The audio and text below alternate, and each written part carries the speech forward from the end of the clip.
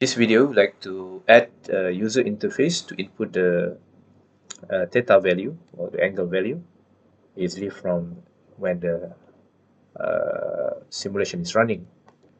So to do that, let's zoom a little bit to see the whole object. So we can do zooming and viewing options here on the top left corner of the menu. Fit to view, we have panning, shift, and so on. So we go to the script, and now we like to add the syntax similar to XML user interface code. So to do that, I would like to just copy from the manual that I have shared with everyone in the ULearn. So in tutorial compression simulation platform, in the programming using interface, so you have link to the reference there, the documentation of the SimUI syntax or code. And let us first initialize the UI by doing this.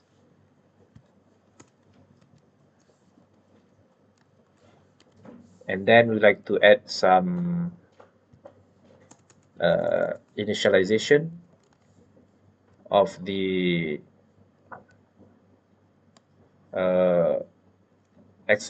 what you call variable of the SimUI. Let us shift it a little bit to the left, to the right. So what is XML here? XML is a variable that holds the complete UI layout structure, specifying properties such as title, whether it's closable, resizable for the window.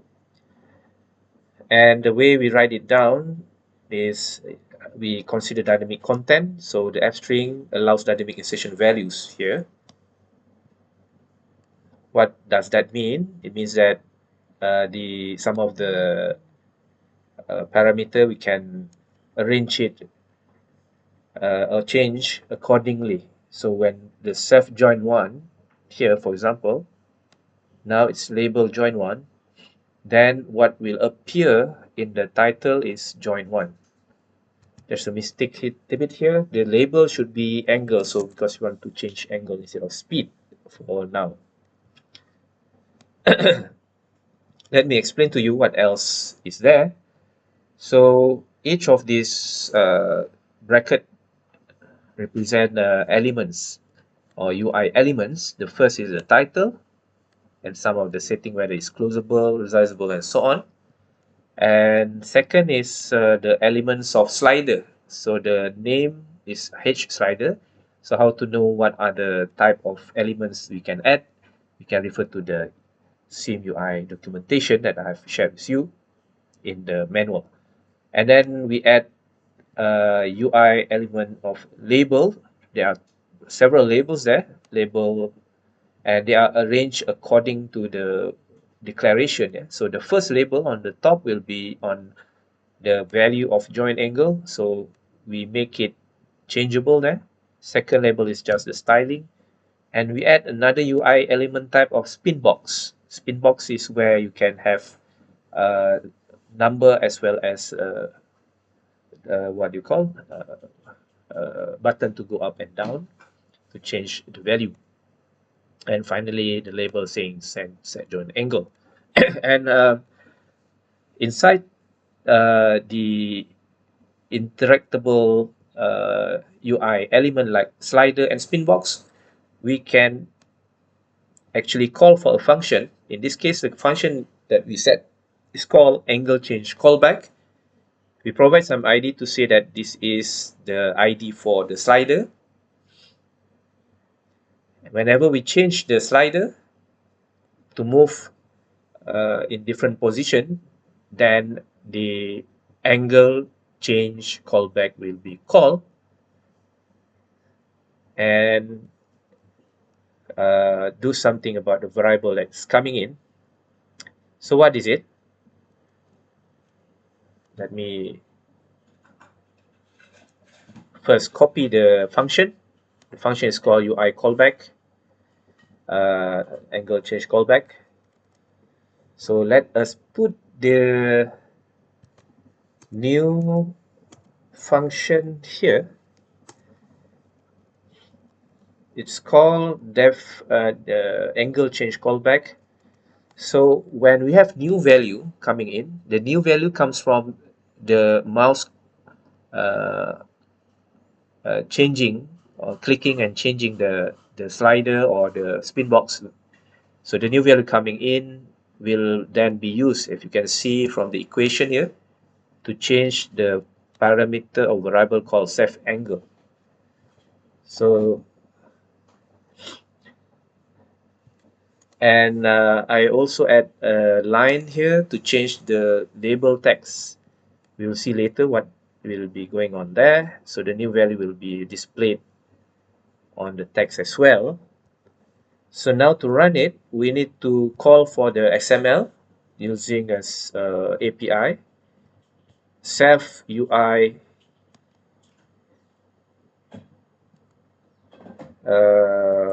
sim UI create. So let me paste there.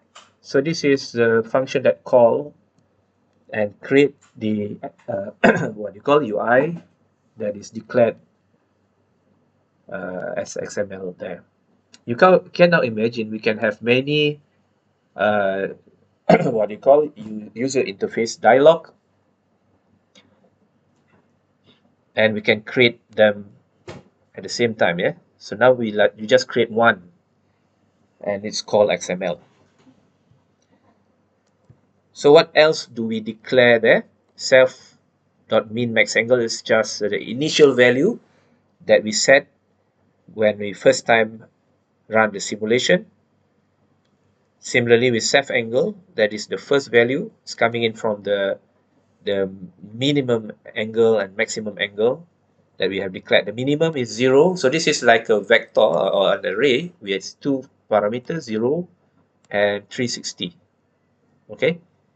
So we have 0 and 360 over 2 become in the middle. And finally, this function is to set the slider value to be also in the middle. Okay, let's see what happens if we run the program. You see, so we have successfully create a user interface, and if we change the value here, nothing happened. That is because we forget to add the instruction to the actuation call.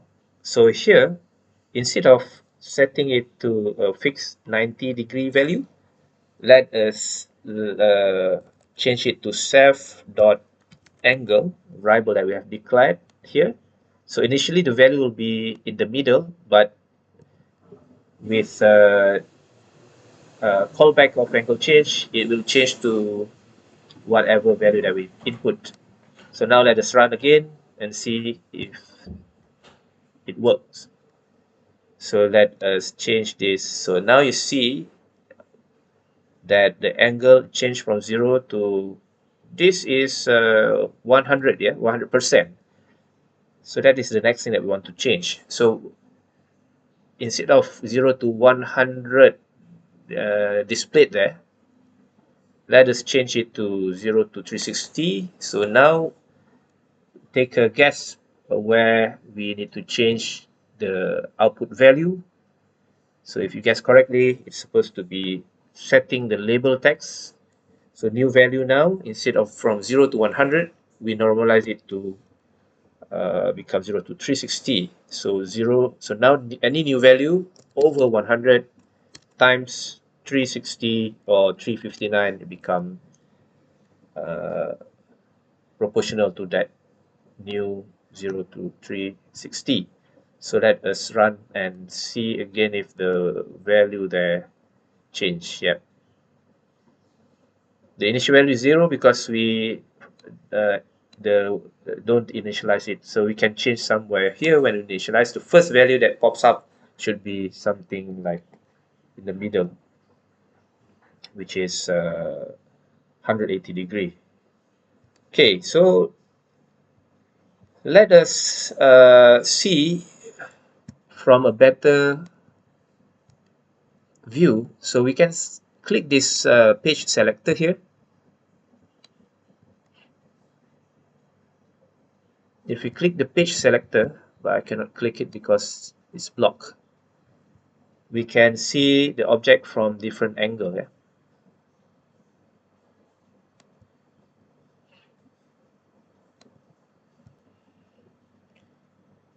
Okay, so just go to page selector and you can see from top view or side view and so on. So that is it for this video. So in the next video, we'll see how this all is useful for kinematic study.